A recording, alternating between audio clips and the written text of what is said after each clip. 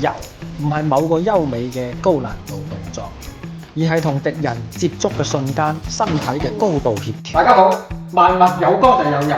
上次我哋講到硬橋硬馬，今日我哋就嚟講下以柔制剛。一個人嘅套路表演，揮灑再自如，都只係舞蹈啫。游唔係某個優美嘅高難度動作，而係同敵人接觸嘅瞬間，身體嘅高度協調，做到黏連跟隨，不丟不頂，將對手嘅力量化於無形。只有喺不斷嘅對練環境裏邊，先可以練成。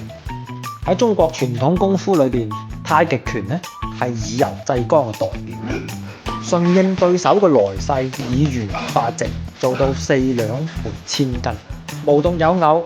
喺世界另一邊，南美洲嘅格雷西家族亦都深諳柔之道。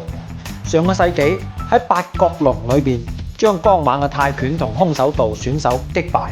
巴西柔術至今仍然影響住世界武壇嘅發展。相比起自由嘅武術，詠春拳呢就係亦剛亦柔。通過打木人樁可以窺探一二，實木嘅木人樁手係咁堅硬。如果硬碰硬咁擊打，雖然可以鍛鍊到橋手，但係絕對唔係詠春拳嘅全部技巧。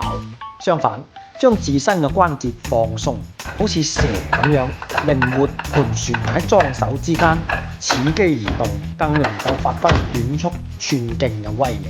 同樣喺遇到強敵嘅時候，運用柔軟靈活嘅知覺反應，做到來流去順，引敵落空，加上移身轉馬，實現攻防轉換。